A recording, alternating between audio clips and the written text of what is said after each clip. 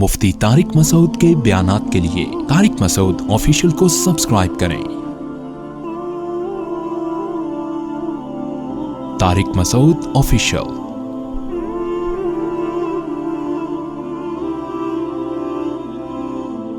دیکھیں، پیغمبروں کا تھوڑا سا سلسلہ نسب کچھ پتا ہونا تو قرآن سمجھنے میں آسانی ہوتی ہے۔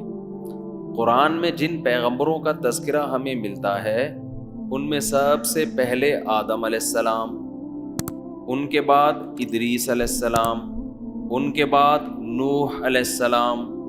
سمجھ رہے ہیں؟ یہ ترتیب یاد ہونی چاہیے آپ۔ نوح علیہ السلام بھی قدیم پیغمبر ہیں۔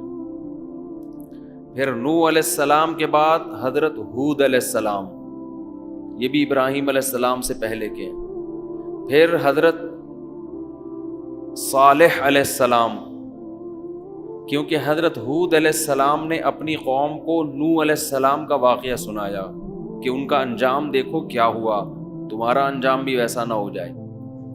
صالح علیہ السلام نے اپنی قوم کو ہود علیہ السلام کی قوم کا واقعہ سنایا۔ ہود علیہ السلام کی قوم کا نام تھا قوم عاد۔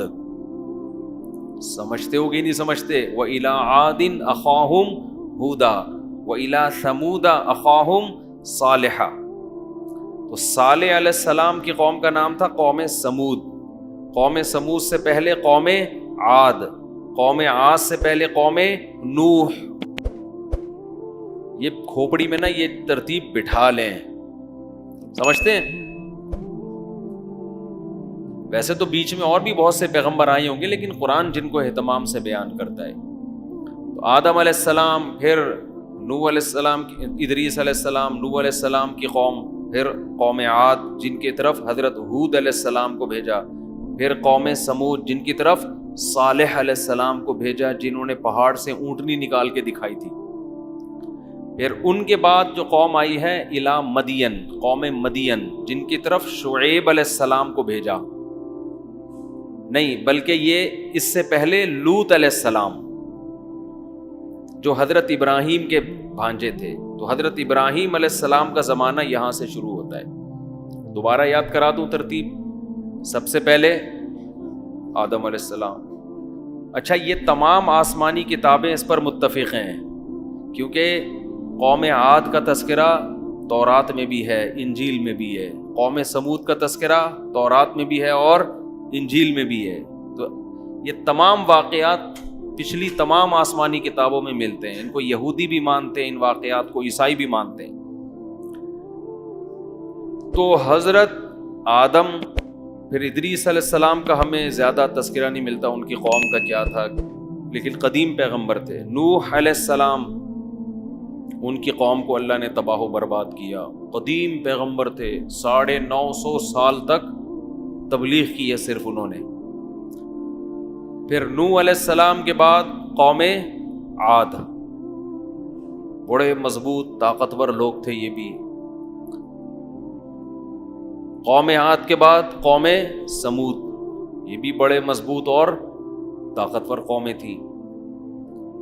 پھر ان کے بعد ابراہیم علیہ السلام کا زمانہ، اور ابراہیم علیہ السلام کا زمانہ ہمارے زمانے سے تقریباً 4000 سال کے لگ بھگ پرانا ہے۔ سمجھتے ہو؟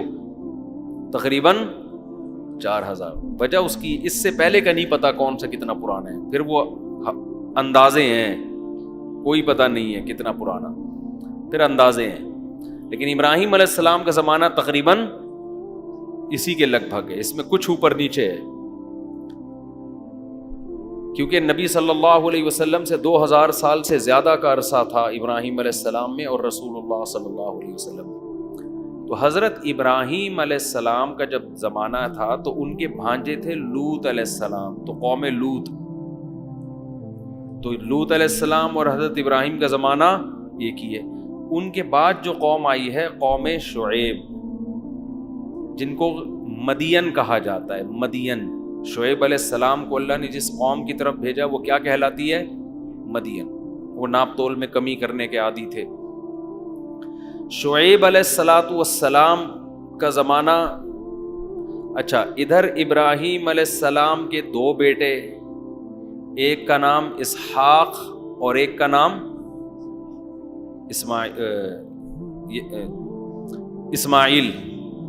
اچھا یہ جو شعیب علیہ السلام تھے نا، بعض حضرات کا خیال ہے ان کا اور موسیٰ علیہ السلام کا زمانہ قریب قریب ہے، واللہ اعلم، لیکن یہ تھے بہرحال ابراہیم علیہ السلام کے بعد. اب یہ کس زمانے میں گزرے اس کی ہمیں زیادہ ڈیٹیل نہیں ملتی. اتنا بعض حضرات کا خیال ہے کہ حضرت موسیٰ کا اور ان کا زمانہ قریب قریب ہے. تو ادھر جو زیادہ تفصیل ہے حضرت ابراہیم جو 4000 سال پہلے، ابراہیم علیہ السلام کے 2 بیٹے، ایک کا نام اسحاق اور ایک کا نام اسماعیل. اسماعیل علیہ السلام مکہ میں آباد ہوئے، ان کی ایڑیوں سے زمزم کا چشمہ پیدا ہوا. حضرت ابراہیم کی ایک زوجہ حضرت ہاجرہ وہ مکہ میں آباد ہوئیں، اور ابراہیم علیہ السلام کی ایک زوجہ حضرت سارہ وہ کہاں تھیں؟ فلسطین میں، بیت المقدس میں، ارض شام میں. سمجھتے ہو کہ نہیں سمجھتے؟ تو حضرت سارہ کے جو بیٹا ہوا ان کا نام کیا تھا؟ اسحاق. اور حضرت ہاجرہ کے جو ہوا ان کا نام کیا تھا؟ اسماعیل. اسماعیل علیہ السلام کی اولاد ہوتی رہی، کوئی پیغمبر پیدا نہیں ہوا. تقریباً 2-2.5 ہزار سال کے بعد جا کے رسول اللہ صلی اللہ علیہ وسلم پیدا ہوئے مکہ میں.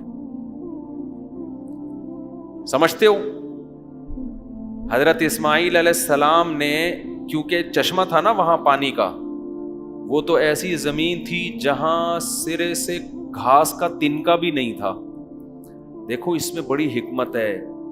بیت اللہ ایسی جگہ بنایا گیا ہے کہ اسے دیکھ کے کوئی یہ نہ کہے کہ یہ انسانوں کی سلیکشن ہے.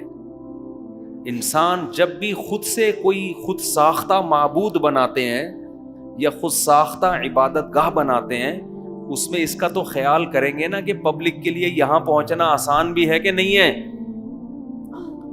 نہیں یاری بات. اس زمانے میں مکہ کی زمین آباد کوئی تھا ہی نہیں، نہ بندہ نہ بشر.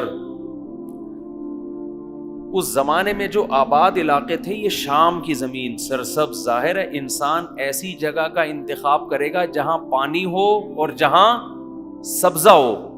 ہمیشہ سے لوگ وہیں رہتے ہیں. مکہ جس جگہ ہے نا، آپ ہوائی جہاز سے جب سفر کرتے ہیں اتنے لمبے لمبے ریگستان اور گھاس کا تنکا آپ کو دور دور تک نظر نہیں آئے گا.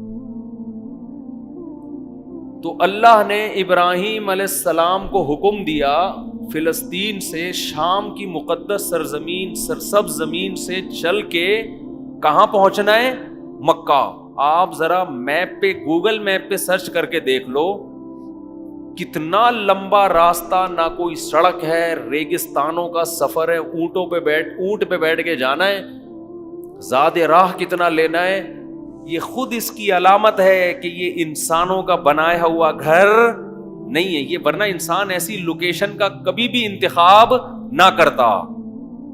سمجھتے ہو کہ نہیں سمجھتے؟ اگر یہ خود ساختہ ہوتا ہے نا، کسی نے بنا لیا ہوتا ہے، جیسے ملحد لوگ کہتے ہیں کہ بنا لیا بس بیٹھ کے، یہاں کیوں بناتے بھائی ریگستان میں؟ پیٹرول تو اب نکلا ہے نا، مارکیٹیں تو اب بنی ہیں.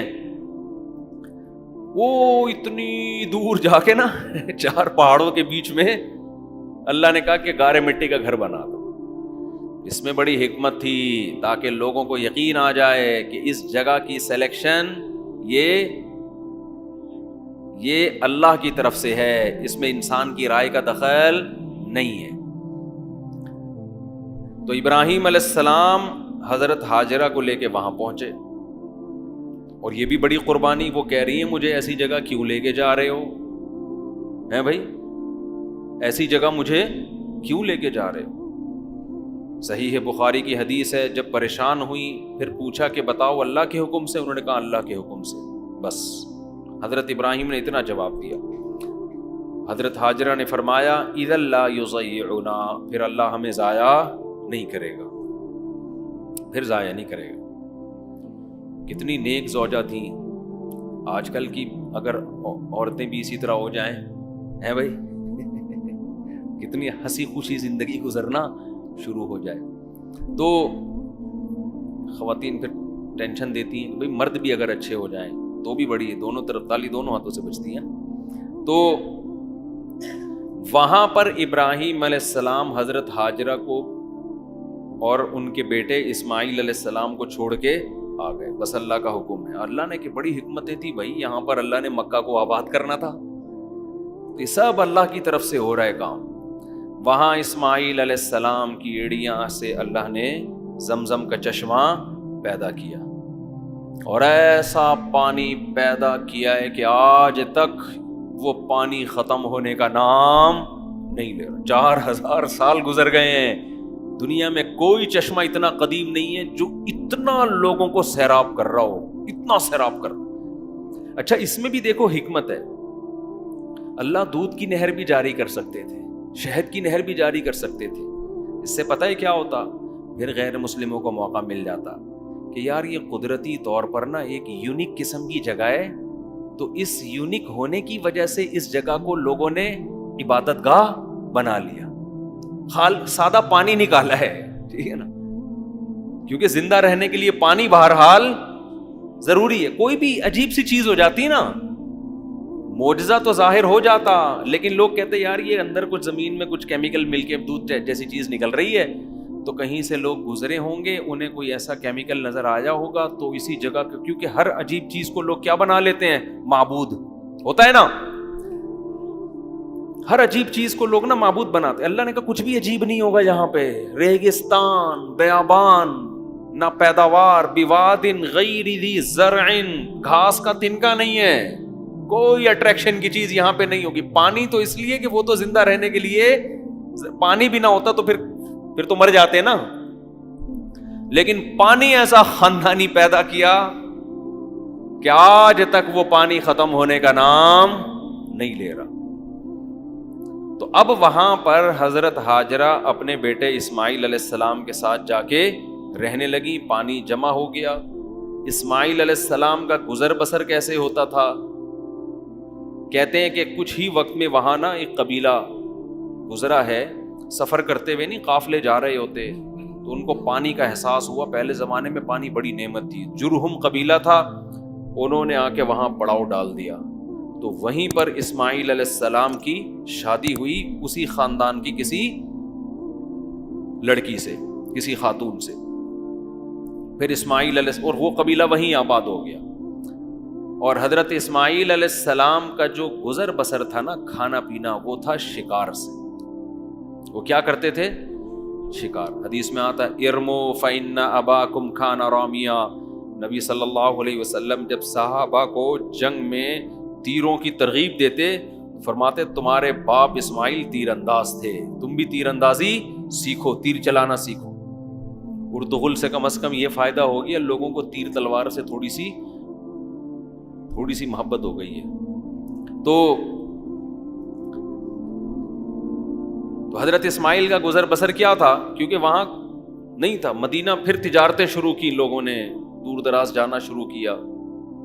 تو پھر عرب لوگ تجارتوں کے, شام کی تجارت, شام قافلے جایا کرتے تھے, تجارتی سامان لاتے تھے. خیر, تو ادھر اسماعیل علیہ السلام کے آگے ابراہیم علیہ السلام کے دین کو اسماعیل علیہ السلام نے فالو کیا, توحید پرستے. آہستہ آہستہ آہستہ ان کی اولادوں میں بت پرستی اور شرک آنا شروع. یہ شرک اتنی گندی چیز ہے, یہ دینداروں میں بھی آتی ہے, اور یہ محبت کے نام پہ آتی ہے. یاد رکھو, جو مذہب کو فالو نہیں کرتے ان میں کبھی بھی بت پرستی نہیں ہوتی. ہمیشہ بت پرستی کے پیچھے اندھی عقیدت ہے.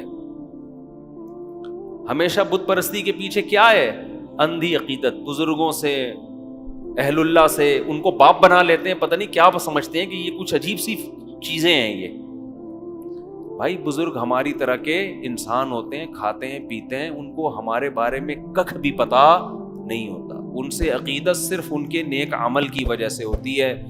باقی نہ وہ گنجے کے سر پہ بال نکال سکتے ہیں, نہ وہ اندھے کو بینائی دے سکتے. کسی کے ہاتھ پہ کوئی کرامت ظاہر ہو جائے تو وہ بھی اللہ کی طرف سے ہوتی ہے. ہاتھ ان کا ہوتا ہے, کام کرنے والا کون ہے, اللہ. تو اللہ نے ان کو اختیارات پھر بھی نہیں دیے ہوتے کہ جب چاہیں گے گنجے کے سر پہ ہاتھ رکھیں گے بال نکل آئیں گے. ایسا نہیں ہوتا.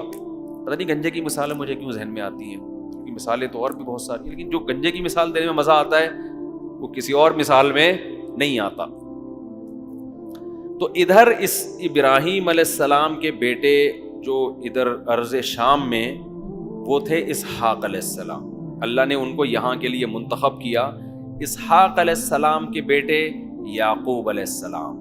یعقوب علیہ السلام بھی نبی, حضرت اسحاق بھی نبی. یعقوب علیہ السلام کے 11 بیٹے, جن میں 2 کے نام ہمیں ملتے ہیں, ایک بنیامین اور ایک یوسف علیہ السلام. حضرت یوسف علیہ السلام کو اللہ نے نبوت عطا فرمائی. یوسف علیہ السلام کو بھائیوں نے کنویں میں ڈال دیا. یہ ہم تفصیل پڑھیں گے آگے, بھی تو خلاصہ بیان کر رہا ہوں. پھر کنویں سے نکل کے مصر کے بازاروں میں فروخت ہوئے, ہوتے ہوتے بادشاہ کے محل میں پہنچتے پہنچتے مصر کے بادشاہ بن گئے. جب مصر کی حکومت آپ کے پاس آئی ہے تو آپ نے اپنے والد یعقوب علیہ السلام کو ارض شام سے کہاں بلوا لیا؟ مصر. سمجھتے ہیں؟ وہاں حکومت بنی اسرائیل کی نہیں. بنی اسرائیل کیوں کہتے ہیں ان کو؟ یعقوب علیہ السلام کا لقب تھا اسرائیل. اسرائیل یہ عبرانی زبان کا لفظ ہے. ایل اللہ کو کہتے تھے. اسرا کا معنی عبد, عبداللہ کا ترجمہ ہے یہ اسرائیل. تو حضرت یعقوب علیہ السلام کا لقب کیا تھا؟ اسرائیل. تو ان کی جتنی اولادیں ہیں وہ کیا کہلاتی ہیں؟ بنی اسرائیل.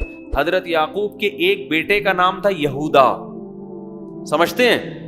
تو آگے جتنی نسل چلی ہے نا ان کو بنی اسرائیل بھی کہا جاتا ہے اور یہودی بھی, اس یہود کی اس بیٹے کی طرف نسبت کرتے ہوئے. سمجھتا ہے کہ نہیں سمجھتا ہے؟ تو اب مصر کی حکومت آ گئی حضرت یوسف علیہ السلام کے پاس. تو یہ پورا قافلہ یعقوب علیہ السلام کی آل اولاد, بیٹے بیٹیاں, پوتے پوتیاں, بہویں, بہت بڑا خاندان تھا. یہ جو نحوست ہے 2 بچوں والی, یہ پیغمبر کبھی بھی اس منحوس نعرے کو پیغمبروں نے کبھی بھی فالو بولو نہیں کیا. یہ نعرہ لبرل لوگوں سے آیا ہے, ملحد لوگوں سے آیا ہے, اور اس کا عذاب کہ ان کے خاندان ختم, محبتیں ختم, خاندان سمٹ کے کتے بلیوں میں آ کے منحصر ہو گئے. کتے پالتے ہیں, یوٹیوب پہ دیکھ لو, بندر پالے ہوئے, ان کو پیمپر پہنائے ہوئے ہیں, یہ کام کر رہے ہیں وہ, بندروں سے دل بہلا رہے ہیں. اب تو جاتے ہیں گھر میں, بچے ایسی پیاری پیاری باتیں کر رہے ہوتے ہیں. آج میں نے روزہ رکھا ہے, چڑیا والا روزہ. میں نے کہا یہ چڑیا والا روزہ کیا ہے؟ چھوٹی بچی تھی میری, مجھے کہہ رہے کہ چڑیا کا روزہ ہے. یہ کون سا؟ کہہ رہی 6 بجے سے لے کے 9 بجے تک کا ہے, پھر 9 بجے سے لے کے 12 بجے تک کا ہے. 3 گھنٹے کے روزے چل رہے ہیں بچوں کے, انجوائے کر رہے ہیں رمضان. انگریزوں کے ہاں بندر ملیں گے آپ کو, کتے ملیں گے, ان سے دل بہلا رہے ہوتے ہیں. انسان جب مارکیٹ سے شارٹ ہوگا تو گھروں میں کتے بندر آئیں گے. ٹھیک ہے, بندر بھی بڑا اچھا لگتا ہے پالنے میں, کتے بھی اچھے ہوتے ہیں, بلیاں بھی. انسانوں سے زیادہ, اپنی بچوں سے زیادہ میرے بھائی کوئی بھی اٹریکٹیو بولو نہیں. مجھے لوگ بتا رہے ہوتے ہیں بندر پالے نہیں, کتنے کیوٹ کیوٹ سے بندر, کتنی پیاری پیاری بلیاں. او بھائی اپنی اولاد سے کمپیئر کرو. یہ کام ان لوگوں کے ہیں جن کے ہاں اولادیں نہیں ہیں. اپنی اولاد کو پال, وہ بڑھاپے میں تمہارا سہارے. بندر کیا کرے گا؟ یہ تو زرداری کی تقریروں پہ ہنسے گا اور تھوڑی کوئی کام ہے. زرداری جب تقریر کریں گے نا کہ میں غربت کا خاتمہ چاہتا ہوں, مجھے غریب کو دیکھ کے ترس آتا ہے, تو بندر ہنسنے کے کام آئے گا, میم بنانے کے کام آئے گا. اس کے علاوہ تھوڑی کچھ ہوگا اس میں. تو خیر, تو یعقوب علیہ السلام کا بہت بڑا خاندان ہو گیا تھا, کیونکہ آپ نے بھی کثرت سے نکاح کیا. یعقوب علیہ السلام نے ایک بیوی سے حضرت یوسف علیہ السلام بنیامین پیدا ہوئے, دوسری زوجہ سے دوسرے, اور اس کے بعد بھی آپ نے نکاح کیے. تو یہ پورے بیٹے بیٹیاں, بہویں, داماد, پورے خاندان کو لے کر آپ کہاں شفٹ ہو گئے؟ مصر میں. لیکن بہرحال مصر میں آپ اقلیت میں تھے, کیونکہ وہاں پہلے سے ایک بہت بڑی ریاست قائم تھی جو غیر مسلم تھی. یوسف علیہ السلام کے ہاتھ میں جب حکومت آئی ہے تو انہوں نے دین کی تبلیغ کی. وہاں بالآخر دین کافی حد تک پھیلتا چلا گیا, لیکن تھے بہرحال مینورٹی میں. بالآخر یوسف علیہ السلام کے انتقال کے بعد کچھ وقت اچھے لوگ آئے, آتے آتے پھر دوبارہ برے بادشاہ مسلط ہونا شروع. قوم پرستی. مصر کے ہر بادشاہ کو فرعون کہا جاتا تھا, سمجھ لیں, یہ لقب تھا مصر کے بادشاہ کا. کیا کہا جاتا تھا؟ فرعون. تو ان کو نا یہ قوم پرستی دنیا میں ہمیشہ سے ایک ایسا گندا نعرہ ہے جس نے انسانوں کو برباد کیا. یہ ہمارے کنٹری کا نہیں ہے, یہ ہمارے ملک کا نہیں ہے, یہ ہماری قوم کا نہیں ہے, یہ پٹھان ہے, یہ پنجابی ہے, یہ مہاجر ہے, یہ سرائکی. یہ ایک بدبو. حدیث میں پتہ ہے ان نعروں کو کیا کہا گیا؟ یہ منتنا. منتنا کہتے ہیں جو مردہ گدھا نہیں پڑا ہوا ہوتا, یہ مردہ بکری کا بچہ, کیسی گھن آ رہی ہوتی ہے. تو آپ صلی اللہ علیہ وسلم نے قوم پرستی کے ان نعروں کو کیا کہا ہے؟ بدبودار. آپ سعودی عرب میں جائیں، وہ آپ کو ٹیڑھی نظروں سے دیکھ رہے ہیں، غیر ملکی ہے. وہ کوئی ہمارے ملک میں آئے، ہم اس کو ٹیڑھی نظروں سے دیکھ رہے ہیں، کوئی اور ہے، یہ ہمارا نہیں ہے. یہ تو لکیریں تو ہم نے بنائی ہیں بھائی. کلکم من آدم، حدیث میں آتا ہے تم سب کس کی اولاد ہو؟ آدم کی. تو یہاں بھی یہی ہوا کہ وہ کہتے تھے یہ غیر قوم کے لوگ ہیں، یہ وہاں سے آئے ہوئے ہیں، ہمارے کنٹری میں آئے ہوئے ہیں، ہمارے باپ بنے ہوئے ہیں. صحیح ہے نا؟ یوسف علیہ السلام تو حکومت میں تھے نا بھائی، قابلیت کی بیس پہ حکومت آپ کے ہاتھ میں آئی تھی. آپ نے تو مصر کی حکومت کو قحط سے، ہلاک ہونے سے بچایا، اور مصر کی گورنمنٹ کی معاشی ترقی کا ذریعہ بنے. اس بیس پہ تو آپ کو اس قوم کا شکر ادا کرنا چاہیے. لیکن بالآخر قوم پرستی نے کیا کیا کہ بادشاہ مسلط ہوتے چلے گئے اور بنی اسرائیل کو غلام بناتے چلے گئے کہ یہ دوسرے قوم کے لوگ ہیں، ان سے بدترین سلوک کرو. آج بھی ایسا ہی ہوتا ہے دنیا میں. جو قوم اقلیت میں ہوتی ہے اس کے رائٹس ہی نہیں ہیں، ان کو لوگ غلام بنا دیتے ہیں، ظلم شروع کر دیتے ہیں ان کے اوپر. تو نتیجہ کیا نکلا کہ بالآخر بنی مصر میں فرعون مسلط ہوتے ہوتے ہوتے یہ جو فرعون ہے نا جس کا قرآن میں ذکر ہے، یہ مسلط ہوا تو اس نے تو ظلم کے پہاڑ توڑ دیے. اس کو ہر وقت خطرہ لگا رہتا تھا کہ یہ قوم توحید پرست ہے، ایک نظریہ ہے، اور ایک خدا کو ماننے والے لوگ ہیں، پیغمبروں کو ماننے والے لوگ ہیں. یاد رکھو جو نظریاتی قوم ہوتی ہے لوگوں کو خطرہ ہمیشہ اس سے ہوتا ہے. آج ملحد لوگ ہندو مذہب کا آپ کو مذاق کبھی بھی اڑاتے ہوئے نظر نہیں آئیں گے.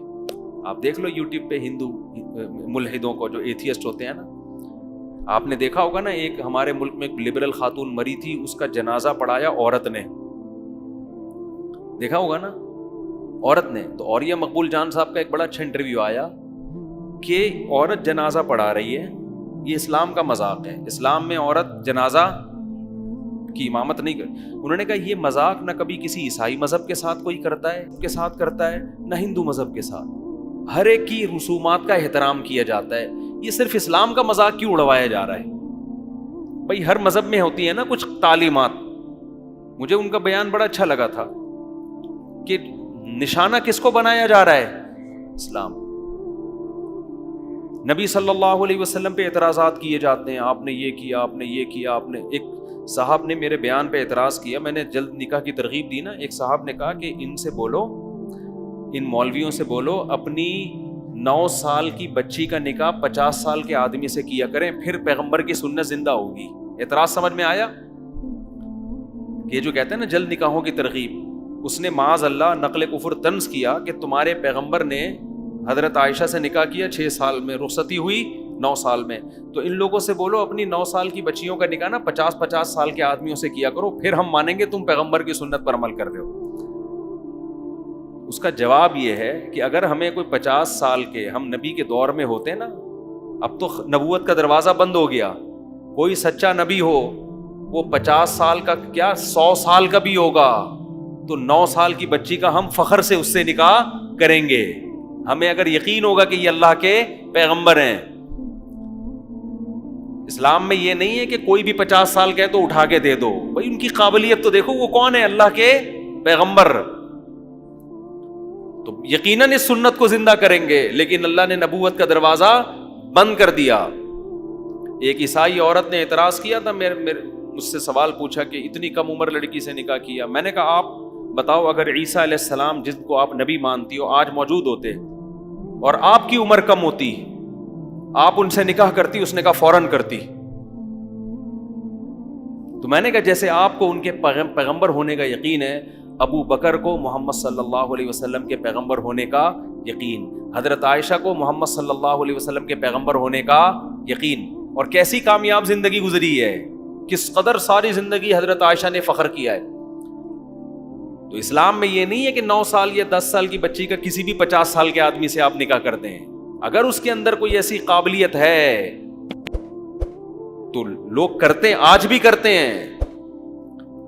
مال دیکھ کے کر رہے ہوتے ہیں. آپ نے دیکھا نہیں ہے 70 سال کے بڈھے کروڑپتی ہوتے ہیں, پیسوں کی بیس پر کم عمر لڑکیوں سے شادی کر رہے ہوتے ہیں, اور وہ کم عمر لڑکیاں اس نکاح پہ خوش ہوتی ہیں, کہتی ہیں ہمیں کوئی بات نہیں, بڈھا ہے کوئی مسئلہ نہیں, پیسہ ملے گا. تو جب پیسے کی بیس پر وہ کمپرومائز کرتی ہیں تو نبوت کی بیس پر, نبوت تو اس کائنات کا سب سے بڑا عہدہ ہے, اور امی عائشہ کو اس نکاح سے جتنے فائدے ہوئے اتنے کسی خاتون کو کسی سے نکاح سے ایسے فائدے نہیں ہوئے. آج حضرت عائشہ کا نام جو دنیا جانتی ہے اور ادب و احترام سے لیتی ہے, وہ اس لیے کہ آپ کا نکاح کس سے ہوا؟ سید الانبیاء محمد صلی اللہ علیہ وسلم سے, اور آدھا علم آپ کے ذریعے امت تک پہنچا ہے. تو یہ جتنے اعتراض پیغمبر کی شخصیت پہ کریں گے, کسی اور مذہب کے ماننے والوں کی شخصیت پہ نہیں, حالانکہ ان پر کروڑوں اعتراضات ہوتے ہیں, کروڑوں.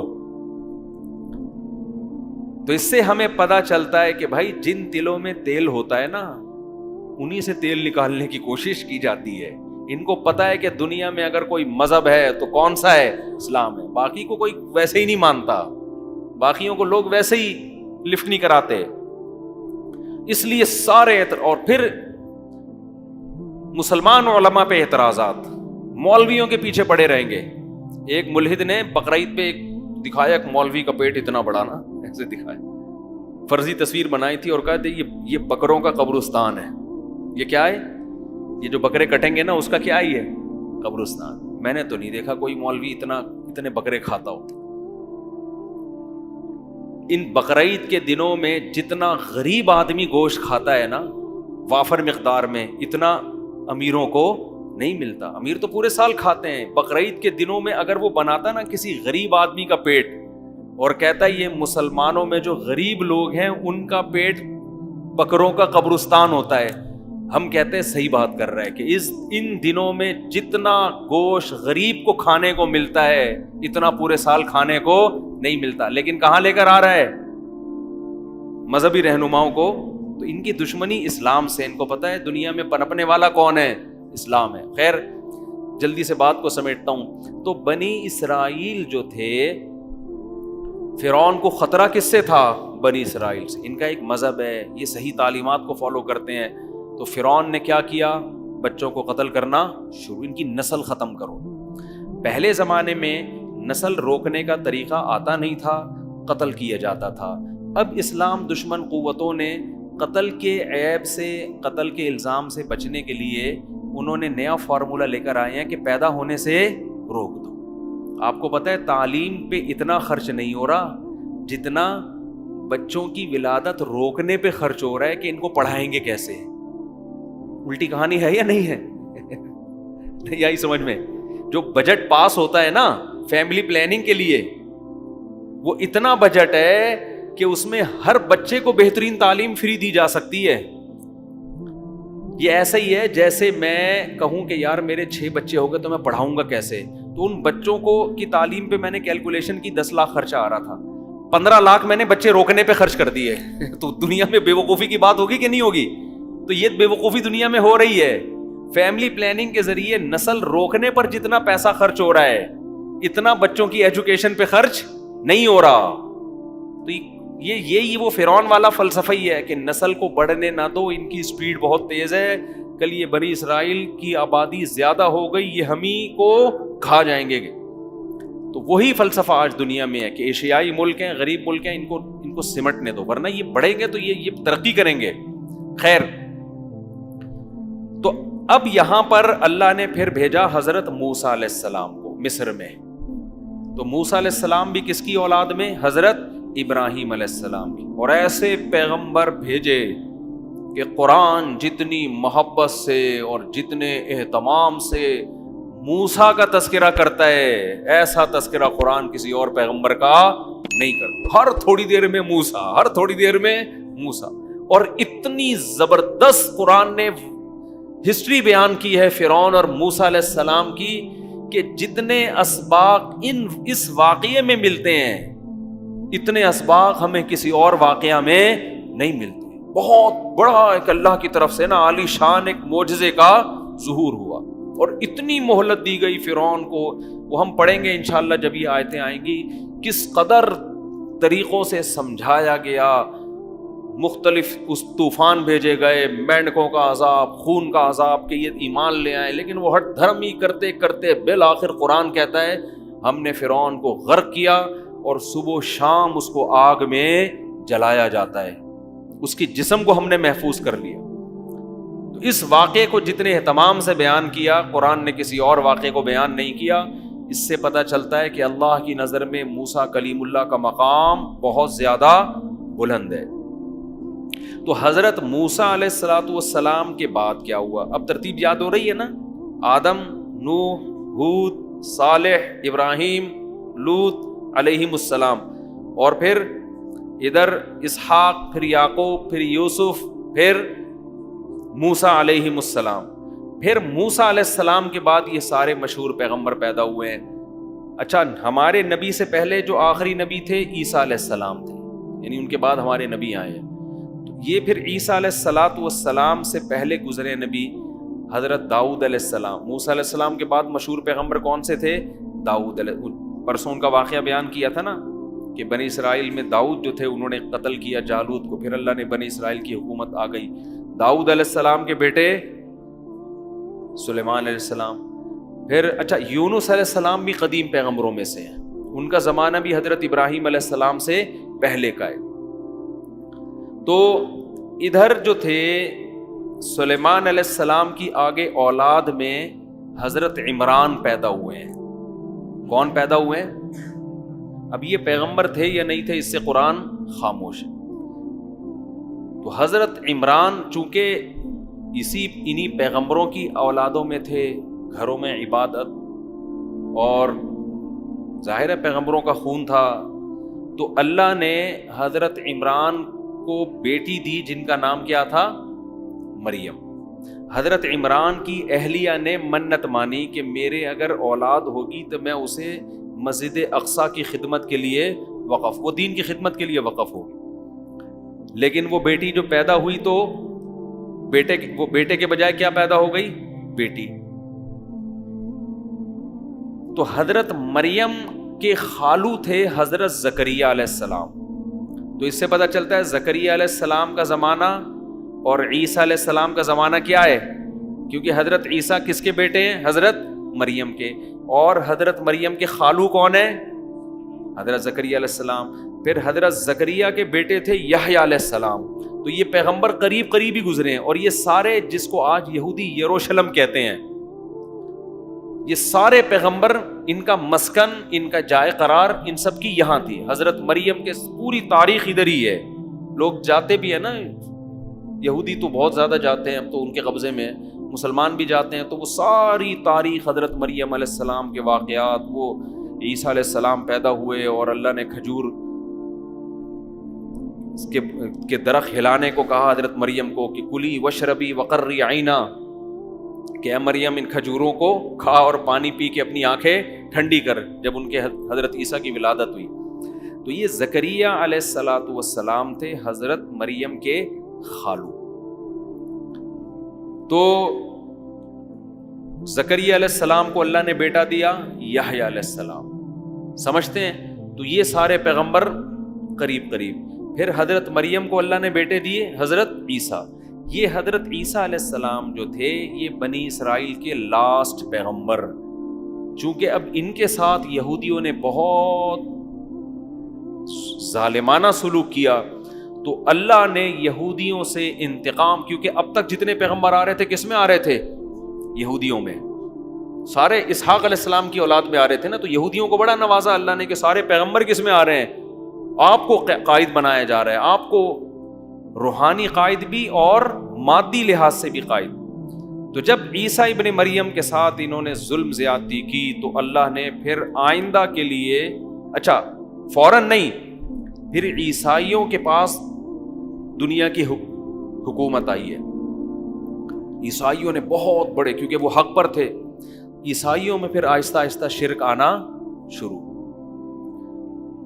جیسے ہماری قوم میں شرک آیا نا، رسول اللہ صلی اللہ علیہ وسلم کی سیرت پہ جلسے ہو رہے ہیں، آپ کی تعریفیں ہو رہی ہیں، یہاں تک تو ٹھیک ہے، ہوتے ہوتے اب ہر خطیب کو کچھ نئی چیز مارکیٹ میں لانی ہے، وہ وہی تعریف کرے گا جو پہلے والا کر کے گیا ہے، تو پبلک کو مزہ نہیں آتا۔ تو اس نے کچھ اور تڑکا لگایا, اگلا اور تڑکا, لوگوں کی واہ واہ سبحان اللہ. جیسے آپ یوٹیوب پہ دیکھ لو, حضرت علی کے فضائل جب بیان کیے جاتے ہیں پتہ ہی نہیں چلتا کہ یہ خدا کی تعریف ہو رہی ہے یا حضرت علی کی تعریف ہو رہی. کیونکہ خطیب کا مقصد کیا ہوتا ہے؟ مجمع کو گرم کرنا. ہاں ہو لوگ واہ واہ سبحان اللہ کلابازیاں کھائیں نا, تو وہ سادہ طریقے سے بتانے میں نہیں ہوتا. تو عیسائیوں میں یہی ہوا کہ حضرت عیسیٰ علیہ الصلوۃ والسلام کی شان میں آہستہ آہستہ غلو کرنا شروع. پہلے عیسائی کہتے تھے کہ حضرت عیسیٰ کو جو معجزے دیے گئے, بھائی وہ تو اللہ کی قدرت تھی, یہ عیسیٰ کا کمال نہیں تھا. مردوں کو زندہ اللہ کر رہا ہے, عیسیٰ تھوڑی کر رہے ہیں. نابینا کو آنکھیں کون دے رہا ہے؟ اللہ دے رہا ہے, عیسیٰ تھوڑی دے رہے ہیں. بغیر باپ کے پیدا ہو گئے تو کوئی بات نہیں, اللہ تو ماں اور باپ کے بغیر آدم کو پیدا کر دیا, تو ان کو بھی تو باپ کے بغیر پیدا کر سکتا ہے. شروع میں عیسائی صحیح ٹریک پر چلے ہیں, لہذا اللہ نے ان کو نوازا, ایسا نوازا کہ دنیا میں بڑی بڑی ریاستیں قائم ہوئیں. کس کی؟ عیسائیوں کی. آج بھی عیسائی دنیا میں راج کر رہے ہیں حقیقت میں. پہلے تو مسلمانوں نے کیا, لیکن اب پھر کس کے ہاتھ میں آ گیا؟ لیکن اب مذہبی حکومت نہیں ہے ان کی. پہلے مذہب کی بیس پر انہوں نے دنیا کے بہت بڑے, کیونکہ اللہ نے ان کی مدد کی, لیکن آہستہ آہستہ پیغمبر کی شان کو حد سے بڑھاتے بڑھاتے بڑھاتے بالآخر یہاں پہ آ کے روکے کہ حضرت عیسیٰ کو اللہ کا بیٹا بنا ڈالا. اب جب ان پہ انگلیاں اٹھیں کہ اللہ تو کسی کو جنتا ہی نہیں ہے, تو انہوں نے اس کی ایسی تعویلات کی, نہیں بھائی اللہ کے جسم سے پیدا نہیں ہوئے. اچھا پھر تم ان کو مجازن بیٹا کہہ رہے ہو, جیسے محبت میں تو انسان اپنے باپ کو بھی بیٹا کہہ دیتا ہے نا, تو مجازن کہہ رہے ہو. مجازن تو کسی کو بھی کچھ بھی کہا جا سکتا ہے, پھر تو ہر پیغمبر کو کہہ سکتے ہیں. نہیں, پھر کہتے ہیں نہیں مجازن نہیں کہہ رہے ہم, حقیقتاً اللہ کے بیٹے ہیں. ارے حقیقت میں کیسے بیٹے ہو گئے جب اللہ کے جسم سے نکلے ہی نہیں ہیں؟ تو کیا معاذ اللہ اللہ کا جسم دو ٹکڑے ہوئے؟ نہیں نہیں نہیں, ایسا نہیں. تو ایسا پھنسے ہیں نا, جب انسان غلط بات کرتا ہے ایسا پھنستا ہے کہ پھر وہ کہتے ہیں نا, ایک جھوٹ چھپانے کے لیے کتنے جھوٹ بولنے پڑتے ہیں؟ 100 جھوٹ. پھر وہ تعویلہ, پھر کتابوں کی کتابیں, وقت برباد, اپنا بھی قوم کا بھی وقت. پھر حضرت مریم کیا ہے بھائی اگر یہ اللہ کے بیٹے ہیں؟ اب وہاں پریشان ہوئے. حضرت مریم تو اب معاذ اللہ, بعض لوگوں نے کہنا شروع کر دیا معاذ اللہ نقل کفر, وہ اللہ کی زوجہ ہیں. تو اتنے الٹے الٹے, آج تک عیسائیوں سے یہ مسئلہ حل ہو کے نہیں دے رہا. تو جب یہاں تک معاملہ پہنچا ہے تو اللہ تعالیٰ نے بنی اسحاق کے ہاتھ سے جو خلافت تھی روحانی, وہ چھین کر اللہ نے ابراہیم علیہ السلام کے جو دوسرے بیٹے تھے اسماعیل, ان کی اولاد میں ٹرانسفر کر دی. کہ اب قیامت تک روحانی طور پر پیشوا کون ہوگا؟ اسماعیل کی اولاد محمد صلی اللہ علیہ وسلم. اور اب بنی اسحاق اور بنی اسرائیل قیامت تک کے لیے روحانی قیادت کے اہل اور لائق نہیں ہے. تو کچھ کام تو اللہ نے مسلمانوں سے لیا. صلاح الدین ایوبی کی تلوار چلی, بڑی بڑی جنگیں ہوئیں. پھر استنبول میں سلطان محمد فاتح نے عیسائیوں کی 1000 سال کی خلافت کو, کیونکہ اللہ کی مدد اب کس کے ساتھ ہونے لگی؟ مسلمانوں. اور کچھ انہوں نے خود کر دیا. خود انہوں نے یہ کیا کہ یہ خود اپنے مذہبی پیشواؤں کی الٹی الٹی باتوں سے پریشان ہو گئے تھے. کیونکہ جب ایک دفعہ پھینکتا ہے نا انسان, تو آہستہ آہستہ وہ پھینکو بن جاتا ہے. پھر جب آپ ایک دفعہ صحیح تعلیمات اور ٹریک سے ہٹے نا, تو پھر اگلا اسٹیپ اس سے. اب دیکھو بدعتیوں کو دیکھ لو, آج کے بدعتیوں کو. 50 سال پہلے یہ کچھ تھوڑے سے سیدھے نظر آئیں گے آپ کو, اتنی بدعتیں نہیں تھیں. اس سے پہلے اور تھوڑے سے صحیح, تھوڑی بدعتیں آئیں, پھر تھوڑی اور آئیں, پھر تھوڑی اور آئیں, پھر تھوڑی اور آئیں. اب اتنی ہو گئی ہیں کہ یہ خود بھی پریشان ہو رہے ہیں, یار یہ ہو کیا رہا ہے مارکیٹ میں. 12 ربیع الاول کو بیت اللہ کے طواف ہو رہے ہیں, مصنوعی بیت اللہ بنائے جا رہے ہیں, ناچ گانے ہو رہے ہیں, ڈانس ہو رہا ہے. یہ خود بھی پریشان, عید کی نمازیں تک ہونا شروع ہو گئیں ربیع الاول, خود بھی پریشان ہو گئے ان کے بڑے کہ یار یہ ہو کیا رہا ہے, کہاں تک. کیونکہ بدعت کے پاؤں نہیں ہوتے. جب ایک دفعہ آپ نے بدعت کا راستہ کھول دیا, اب قوم آٹومیٹک ہو جاتی ہے. اب وہ ہر چیز کو حلال کر دے گی بدعت کے نام پہ. پھر کھانے پینے کے سلسلے شروع ہوئے, 11ویں کا کھانا تو 12ویں کا کھانا, پھر فلانے کا کھانا تو ڈمکانے کا کھانا, پھر محرم کا حلیم, اور بھائی ہم کہتے ہیں سیدھا سیدھا قرآن و حدیث کو فالو کرو. قرآن و حدیث میں صرف ولیمے کا کھانا ملتا ہے اور بقرعید کا کھانا ہے, اور عید کے دن کچھ میٹھا کھا لیا کرو. اس کے علاوہ روزے ملتے ہیں, کھانا پینا بولتے کیوں نہیں ملتا. تو ہم اسی ٹریک پر ہیں الحمدللہ. تو آپ دیکھو نا, کبھی ہمیں ربیع الاول میں کوئی کھاتا ہوا نظر, ہم جیسے جتنا سفر میں کھاتے ہیں اتنا ہی ہم ربیع الاول میں بھی اتنا ہی کھاتے ہیں, جتنا ہم ربیع الاول میں کھاتے ہیں اتنا ہی ہم محرم میں بھی کھا رہے ہوتے ہیں. تو ہمارا تو حساب بہت سیدھا سادہ ہے, جو اللہ اس کے رسول نے کہہ دیا بس.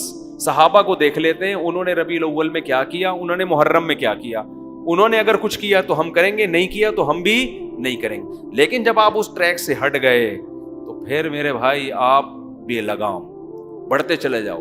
تو اس امت میں بھی یہ کچھ ہوا ہے جو بنی اسرائیل میں ہوا تھا, تو وہ بھی ٹریک سے ہٹ گئے, اور ہٹتے ہٹتے اتنا کچھ پھر انہوں نے اجتہادات, ان میں بھی جناب پروفیسر غامدی صاحب جیسے لوگ پیدا ہوئے, ایکچولی کر کے نا دین کا بیڑا غرق. کل آپ کا پیپر ہے, ایکچولی کوئی مسئلہ نہیں, آپ آج رمضان کا روزہ چھوڑ دیں, ایکچولی کل کیا ہے آپ کا پیپر ہے. تو چونکہ سفر میں روزہ چھوڑنے کی اجازت ہے, وہ بھی ٹینشن ہے, تو قوم کے مستقبل کے لیے روزہ چھوڑنے کی اجازت کیوں نہیں. اگر آپ فیل ہو گئے تو آپ جیسے درجنوں اور فیل ہو گئے تو ملک ہمارا ترقی میں کیا ہو جائے گا, پیچھے.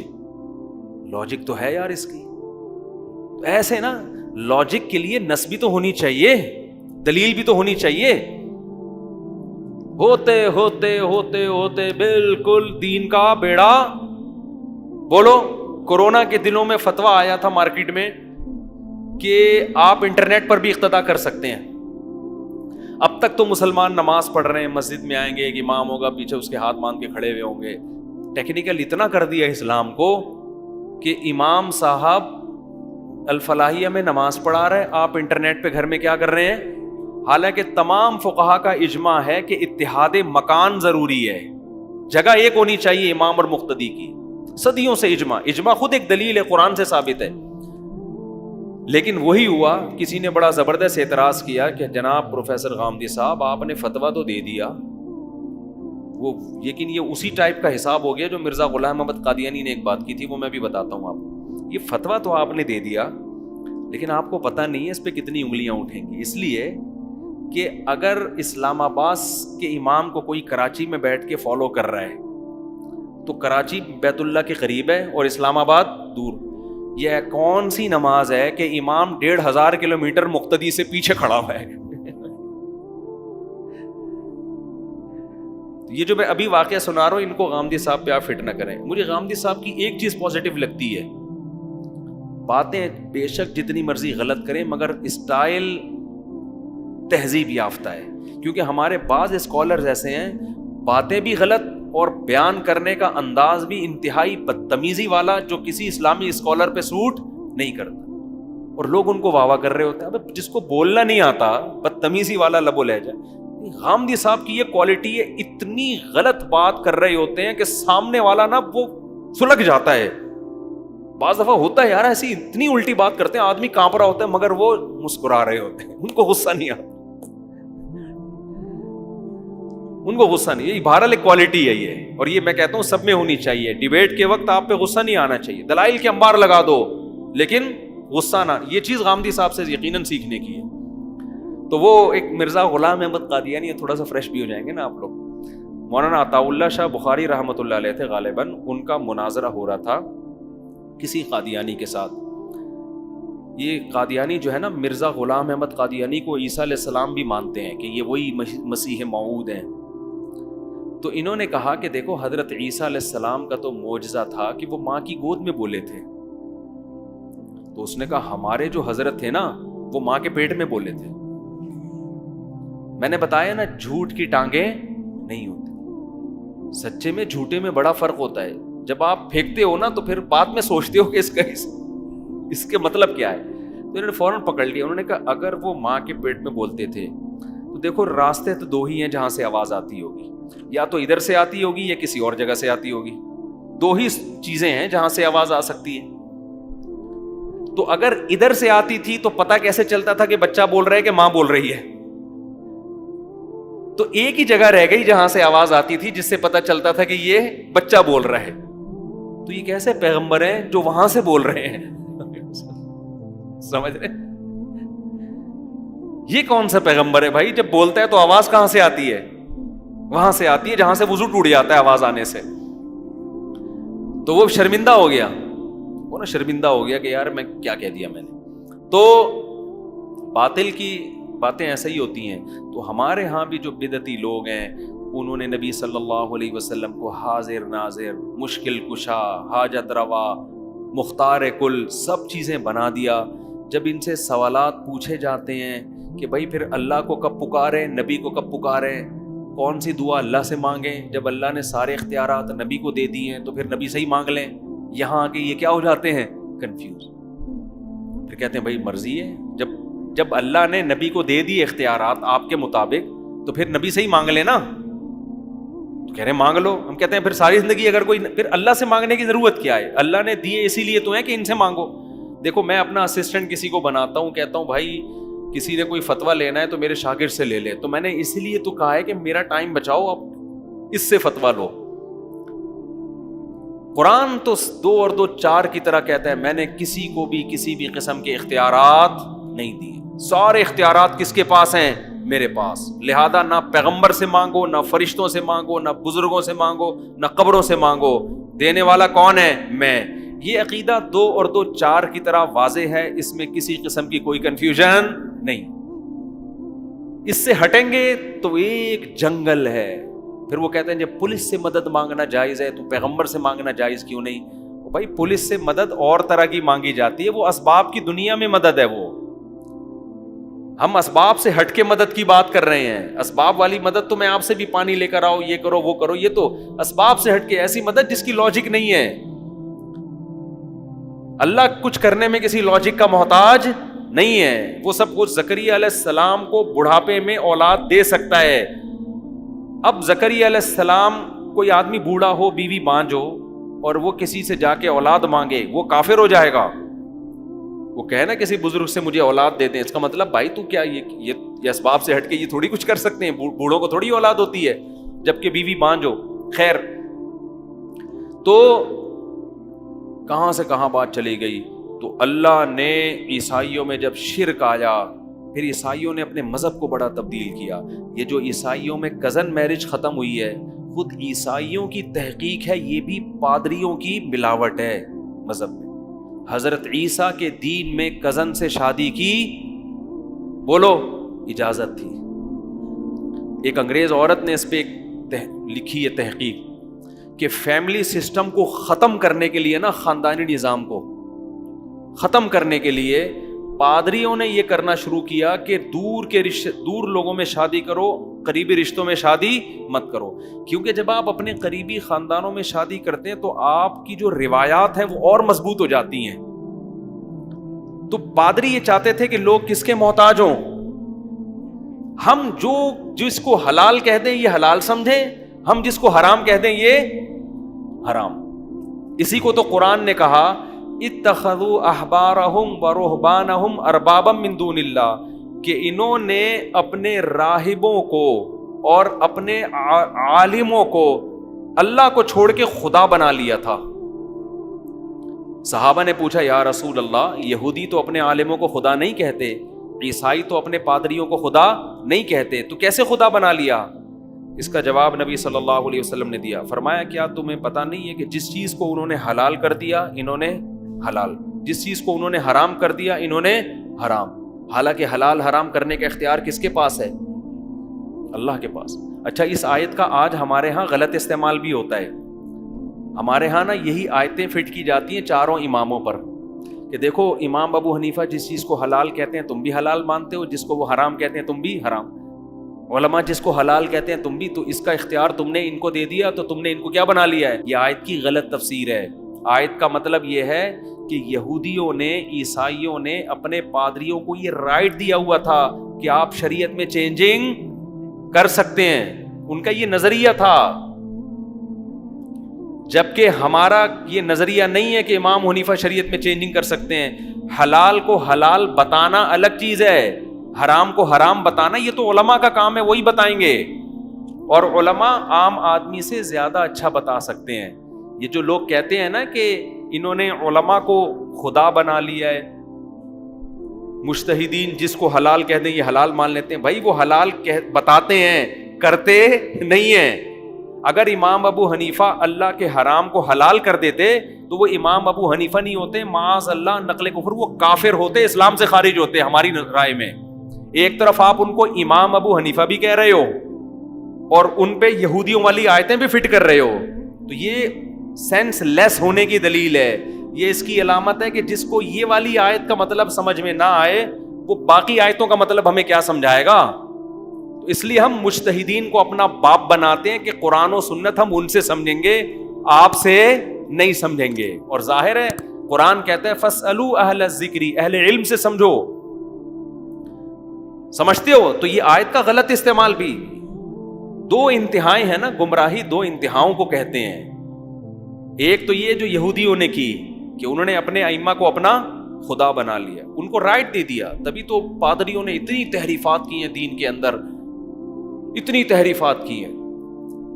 تو عیسائیوں کا عقیدہ تھا کہ پادری کر سکتا ہے, سارے پوپ مل کے چینجنگ کر سکتے ہیں. ہمارا یہ عقیدہ نہیں ہے, نہ امام حنیفہ ایسا کر سکتے ہیں نہ انہوں نے کیا ہے. اگر کیا ہے تو اسلام سے خارج ہیں.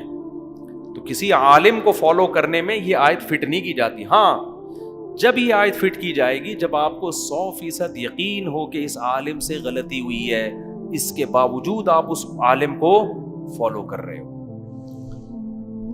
یقین سے کوئی دلیل لے کر آئے تو ایسی دلیل لوگوں کے پاس نہیں ہے, وہ اپنے مطلب کی دلیل لا رہے ہوتے ہیں, مخالف والے کی دلیل کو پی رہے ہوتے ہیں. اور اگر کہیں ایسا ہوا ہے امت نے دیکھا کہ امام حنیفہ سے کسی مسئلے میں خطا ہوئی ہے تو پھر امت نے فالو ہی نہیں کیا اس مسئلے میں امام حنیفہ کو. خیر جلدی سے بات کو سمیٹ کے ختم کروں میں. تو اللہ نے جب عیسائیوں میں شرک آیا تو اللہ نے یہ سارا سلسلہ کہاں منتقل کر دیا, سید الانبیاء محمد صلی اللہ علیہ وسلم. اور پھر یہ خوشخبری بھی سنا دی, یہ خوشخبری سنا دی کہ چونکہ آپ آخری پیغمبر ہیں, ایسی توحید کی آپ نے دعوت دی کہ آپ نے فرمایا نبی صلی اللہ علیہ وسلم نے کہ شیطان اب اس بات سے مایوس ہو گیا ہے کہ جزیرہ عرب میں اس کی عبادت ہو. شرک اب دنیا میں پھیل سکے گا, اس امت میں بھی آئے گا, لیکن جزیرہ عرب میں اب شرک بولو نہیں آئے گا. ایسی توحید آج بھی پورے جزیرہ عرب میں آپ کو عربوں میں درجنوں خامیاں نظر آئیں گی, شرک آپ کو عربوں میں نظر. قوالیاں دیکھی آپ نے کبھی سعودی عرب میں؟ کوئی مستنڈا دیکھا لمبے لمبے بالا میں منہ میں پان رکھا اور پدک رہا ہو بیٹھ کے اور شرکی اشعار پڑھ رہا ہو, کبھی دیکھا؟ عربوں پہ 10 قسم کے لوگ الزامات لگاتے ہیں, عرب یہ ہوتے ہیں, عرب وہ مجھے نہیں پتا ہوتے ہیں کہ نہیں ہوتے, لیکن شرک عربوں میں. اگر یہ قبر جو نبی صلی اللہ علیہ وسلم کا روضہ اطہر ہے فرض کرو پاکستان میں ہوتا, کیا محفوظ رہ سکتا تھا؟ سوال ہی پیدا نہیں ہوتا. شرک کا سب سے بڑا گڑھ بنا دیا ہوتا یہاں لوگوں نے. یہاں مزار پرستی ہے, یہاں قبر پرستی ہے, یہاں جن چڑیل بھوتیں بہت ہیں, یہاں پہ ہر دوسرا آدمی عامل بنا ہوا ہے. سعودی عرب میں کوئی روحانی علاج کی دکان کھول کے تو دکھائے, فوراً پولیس پکڑ کے اندر. وہ چیختا رہے کہ اس پہ قرآن و حدیث سے, وہ کہتے دفعہ ہو یہاں سے, بڑا آیا ٹوپی ڈرامہ. یہ سارے چورن روحانیت کے نام پہ یہاں بکتے ہیں. ایک عرب سے ایک پاکستانی خاتون آئی, سعودی عرب میں پیدا ہوئی, وہیں رہی, پاکستانی تھیں اصل میں, وہ یہاں آ گئیں. یہاں ان کی کسی عالم سے شادی ہو گئی. وہ کہہ رہی میرے تو عالم, اچھا صحیح وہ عقیدہ عالم تھے, وہ توحید پرست. کہہ رہے ہیں یہ ہر وقت نظر اتارتے رہتے ہیں بیٹھ کے. یہ کبھی کہتے ہیں اس نے فلانے چڑیل جادو کر دیا ہے, اس نے جن کر دیا ہے, اس نے یہ کر دیا ہے, کبھی وہاں سے تعویذ, کبھی وہاں سے تعویذ. کہہ رہے ہیں یہاں کے توحید پرستوں کا یہ حال ہے. میں نے ان سے کہا, میں نے کہا بہن آپ سعودی عرب سے آئی ہو, یہاں پر یہی ہے. ہاں کچھ لوگ بچے ہوئے ہیں, یہاں نیک لوگ بھی یہ کام کر رہے ہیں. ادھر سے تعویذ, ادھر سے فلیتا, ادھر سے پلیتا, ادھر سے ایک دھاگا یہاں ڈال دیا, ادھر سے ایک بغل میں گھسا دیا, ادھر سے کسی بزرگ کے پاس. ایک آدمی کہتا ہے میں شارجہ میں 15 سال رہا ہوں, ایک پٹھان دوست تھے, انہوں نے مجھے بتایا. کہہ رہے نہ کوئی میں نے جن دیکھا, نہ چڑیل, نہ بھوت, نہ کوئی روحانی عامل. کہہ رہا ہے میں گاؤں جس دن آیا ہوں ہر دوسرے آدمی پہ چڑیل یا بھوت. سمجھتے ہو؟ تو اللہ نے ایسے پیغمبر دیے کہ آپ صلی اللہ علیہ وسلم نے 2 خوشخبریاں سنائیں. نمبر 1 میری پوری امت اب کبھی بھی گمراہ نہیں ہوگی. عیسائیوں میں پوری امت خراب ہو گئی. نبی نے فرمایا میری امت کی ایک بڑی جماعت لا تزال طائفۃ من امتی ظاہرین علی الحق، بہت بڑی ایک جماعت ہوگی جو حق پر غالب رہے گی. تھوڑے سے لوگ نہیں، ہول سیل کے حساب سے بزرگان دین ہر دور میں نیک لوگ موجود رہیں گے. بزرگ مارکیٹ سے شارٹ نہیں ہوں گے. ٹھیک ہے پاکستان میں بر صغیر میں شرک بھی بہت ہے، لیکن توحید پرست بھی الحمدللہ ہول سیل کے حساب سے ملیں گے. تبلیغ جماعت کو دیکھ لو، ہمارے دینی مدارس میں علماء کو دیکھ لو، وہ شرک نہیں پھیلاتے. تو قوالیاں بھی ہیں، مزار پرستی بھی ہے، دھمالے بھی چل رہی ہیں، فلانے عرس بھی ہو رہا ہے، لیکن اس کے خلاف بولنے والے بھی بہت. یہ تو عجمیوں میں، اور عرب میں اللہ نے ایسا کیا کہ وہاں یہ ہے ہی نہیں. ٹھیک ہے نا، وہاں حدیث میں آتا ہے مفہوم ہے شیطان بوریا بستر لے کے کیا ہو گیا ہے، گول جزیرہ عرب سے مایوس ہو گیا بھی. یہاں بت پرستی نہیں آ سکتی، یہاں اب شرک نہیں آ سکتا. تو یہ عربوں کی بڑی خاصیت ہے. دوسری نبی نے خوشخبری کیا سنائی؟ پہلی خوشخبری امت گمراہی پہ جمع نہیں ہوگی. دوسری خوشخبری یہ امت، دوسری خوشخبری جزیرہ عرب میں شرک نہیں آئے گا. جزیرہ عرب میں شرک نہیں آئے گا. تیسری خوشخبری امت کی ایک جماعت دین کو بچانے کے لیے ہمیشہ لڑتی رہے گی. جہاد اس امت میں کبھی بھی ختم نہیں ہوگا. کیونکہ دیکھو نظریاتی جنگ بھی ہوتی ہے جس کو الغزو الفکری کہا جاتا ہے. کہتے ہیں نا 5th جنریشن وار ہے، میڈیا کی جنگ ہے. یہ جنگ بھی ہے، یہ بھی چل رہی ہے. اور ایک جنگ توپوں اور گنوں کی بھی ہوتی ہے. جب نظریاتی جنگ میں لوگ ہارتے ہیں تو چودراہٹ دکھاتے ہیں، وہ باپ بن کے آپ پر اپنی رائے زبردستی مسلط کرتے ہیں. ٹھیک ہے مسلمان مغلوب ہو جائیں گے، لیکن ایسے نہیں ہوں گے کہ بالکل ہی مارکیٹ سے شارٹ. ایک وقت آئے گا کہ ایسی آہنی دیوار بن کے کھڑے ہو جائیں گے، اتنے لڑیں گے کہ اسلام کو ختم دنیا سے نہیں ہونے دیں گے. یہ قیامت تک باقی رہے گا. حتی یقاتل آخر هذه الامت الدجال، یہاں تک کہ آپ صلی اللہ علیہ وسلم نے فرمایا اس امت کا جو آخری حصہ ہوگا، یعنی نبی کے دور سے لڑتے بالآخر آخری لڑائی کس سے ہوگی؟ دجال سے. سمجھتے نہیں ہو بات کو. اور دیکھ لو اسلامی تاریخ اٹھا کے دیکھ لو، امت اس وقت سے ابھی افغانستان میں دیکھ لو نا کیا ہوا ہے. قریب کتنی پاور استعمال کی گئی، کیا قربانی ہے کہ گھر سے 10 جنازے اٹھے ہیں جوانوں کے. ٹھیک ہے نا، پیچھے نہیں ہٹے. رشیا کا دیکھو نا، رشیا نے بخارا پہ قبضہ کیا، مسلمان لڑے، شکست ہو گئی، نہیں ٹھہر سکے. پھر آیا ترمذ پہ قبضہ کیا، امام ترمذی کا شہر، امام بخاری کا شہر. سمرقند پہ قبضہ کیا اور آذربائیجان پہ قبضہ کیا. بڑے بڑے فقہا محدثین ان علاقوں میں پیدا ہوئے. ہوتے ہوتے ایسا لگ رہا تھا اب اسلام دنیا سے کیا ہو جائے گا، ختم. بالآخر وہ فوجیں کہاں داخل ہوئیں؟ افغانستان. اس کے بعد ان کا ہدف تھا پاکستان. لیکن نبی نے کیا فرمایا؟ میری امت ایسے چین سے بیٹھے گی نہیں، مزاحمت کرے گی. وہ مزاحمت کرے گی کیونکہ آخری نبی ہیں، آخر تک باقی رہنا ہے. کیا مزاحمت ہوئی ہے بھائی افغانستان میں. 16 لاکھ سے زیادہ انسانوں کا خون بہا ہے، اور اس سفید ریچھ کو، اس کے پاؤں کو اٹھا کے ایسا پیچھے دھکیلا ہے کہ اب جا کے رشیا کی معیشت کچھ بحال ہوئی ہے. اب بھی رشیا نے جب بدماشی دکھائی ہے تو افغانستان جیسے غریب ملک پہ نہیں، یوکرائن پہ حملہ کیا اس نے. ادھر نہیں آ رہا وہ. بھائی تیری معیشت خراب ہو گئی تو دوبارہ افغانستان میں آ، پھر کراچی میں گرم پانی پہ قبضہ کر، گوادر پہ قبضہ کر، دے دنادن تیرے جہاز آئیں گے اور تیرے ہی جہاز دنیا میں جائیں گے. ہونا تو یہ چاہیے تھا نا. اس نے کہا نہیں بھائی یہ میں افورڈ، ایکسکیوز می سر کائنڈلی، یہ میں افورڈ نہیں کر. کیونکہ درمیان میں ایک چیز آ رہی ہے.